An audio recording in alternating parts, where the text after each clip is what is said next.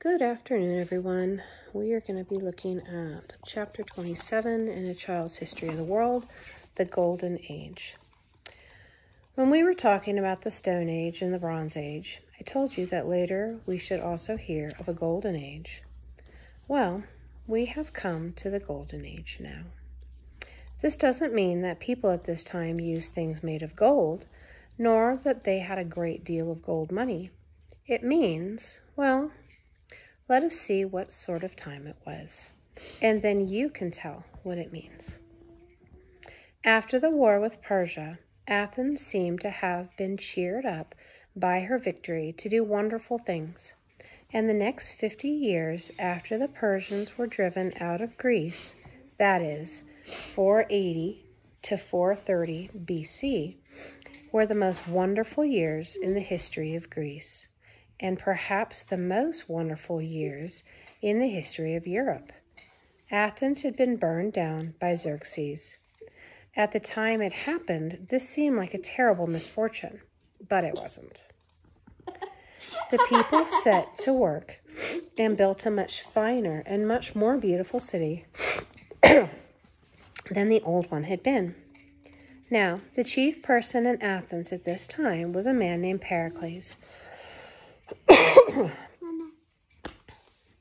He was not a king, nor a ruler, but he was so very wise and such a wonderful speaker and such a popular leader that he was able to make the Athenians do as he thought best. He was like the popular captain of a football or soccer team, who is the finest player himself and makes fine players of all the others on his team. Athens was his team, and he trained it so well that all the players were tops in their positions. Some people became great artists. Some people became great writers. Others still became great philosophers. Do you know what philosophers are? They are wise men and women who know a great deal and love knowledge. Philosophia is the lover of knowledge, philosopher. The artists built many beautiful buildings, theaters, and temples. They made wonderful statues of the Greek gods and goddesses and placed them on the buildings and about the city. The philosophers taught the people how to be wise and good. The writers composed fine poems and plays. The plays were not like those we have nowadays, but were all about the doings of the gods and goddesses. The theaters were not like those we have nowadays either. They were always outdoors, usually on the side of a hill, where a grandstand could be built facing the stage. There was little or no scenery, and instead of an orchestra of musicians, there was a chorus of singers to accompany the actors.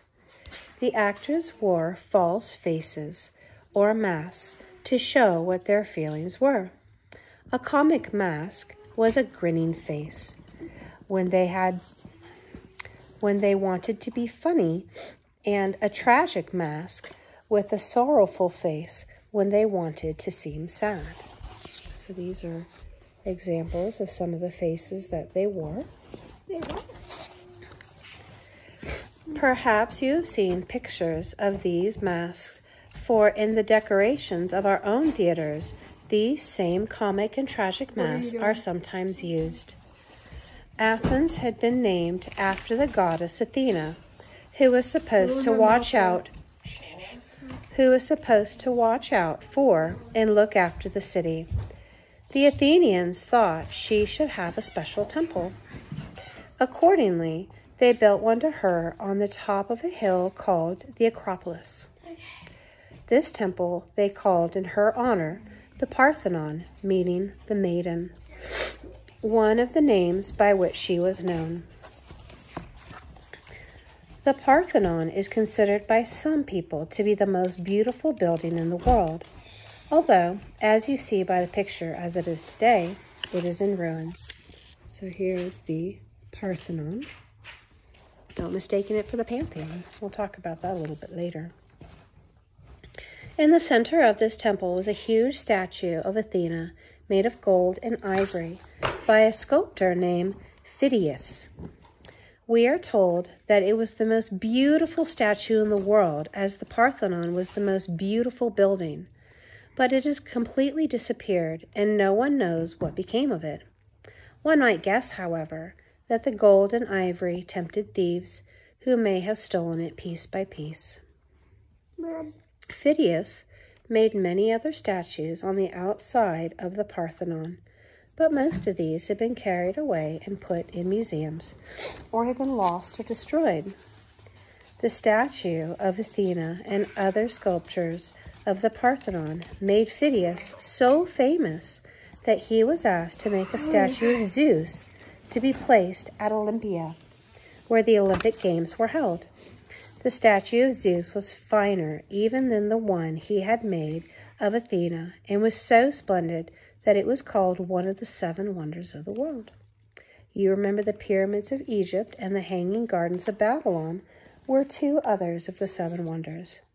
It's interesting that each of these 3 wonders was located in a different continent. Can you tell which was in Africa, which was in Asia, and which was in Europe? Ooh, I can. Phidias has been called the greatest sculptor who ever lived, but he did a thing which the Greeks considered a crime and would not forgive. We do not see anything so terribly wrong in what he did, but the Greeks' idea of right and wrong was different from ours. This is what he did. On the shield of the statue of Athena that he had made, Phidias carved a picture of himself and also one of his friend, Pericles. It was merely a part of the decoration on the shield, and hardly anyone would have noticed it. But according to the Greek notion, it was sacrilege to make a picture of a human being on the statue of a goddess. When the Athenians found out what Phidias had done, they threw him in the prison, and there he died. But Well, it doesn't really make sense, because if he did the whole village... He didn't. He probably just put in a picture of his friend Pericles and he on the shield. But that's okay. The Greeks used different kinds of columns on their buildings, and these columns are used in many public and in some private buildings today. I'll tell you what each kind is, then see how many you can find. The Parthenon was in the Doric style. The top of the column is called the Capitol, and the capital of the Doric column is shaped like a saucer with a square cover on top of it. There was no base or blocks at the bottom of the column. It rested directly on the floor. As the Doric column is so plain and strong-looking, it was called the man style. The second style is called Ionic. The capital of the Ionic column has a base, and the capital has ornaments like curls underneath the square top, and the column has a base. Please stop. As this column is more slender and more ornamental than the Doric, it was called the woman's style.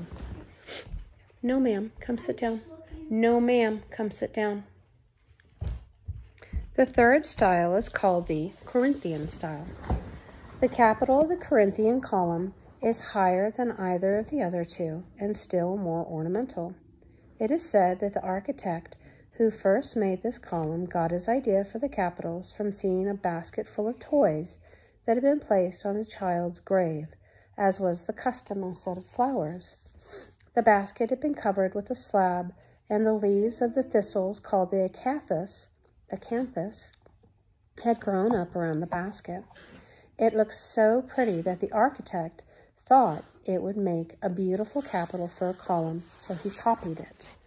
So number 1 is the Doric, number 2 is the Ionic, and number 3 is the Corinthian column tops. Mom, how many chapters do we need to do? We're only doing 1, don't you worry. I asked some boys which one could find the most columns. The next day, one boy said he had seen 2 Ionic columns, one on either side of the door of his home. The second had seen 10 Doric columns on the savings bank, but the third said that he had seen 138 Corinthian columns. Where on earth did you see so many? I asked. I counted the lampposts from my home to the school, he said. There's only They were kind of Corinthian columns. Yes, but he found 138 Corinthian columns because the top of his lamppost looked like that. One of the friends of Pericles was a man named Herodotus. He wrote in Greek the first history of the world. For this reason, Herodotus is called the father of history. And someday, if you study Greek, you may read what he wrote in his own language. Of course, at this time, there was very little history to write. What has happened since hadn't happened yet. He wrote about Egypt and other parts of the ancient world. He wrote about places so far away that most Greeks had never visited them. One of Cush in Africa, way south of Egypt. Mostly Herodotus' history was a story of the wars with Persia, which I have just told you about. In those days, every once in a while, a terrible contagious disease called a plague would break out and people would be taken sick and die by the thousands. For the doctors knew very little about the plague or how to cure it. Such a plague came upon Athens, and the Athenians died like poisoned flies. Pericles himself nursed the sick and did all he could for them. But finally, he too was taken sick with plague and died. This happened at the very end of the Golden Age, which has been called in honor of this man, the Age of Pericles. Hope you have a wonderful day. Ta-ta for now. I mean like this.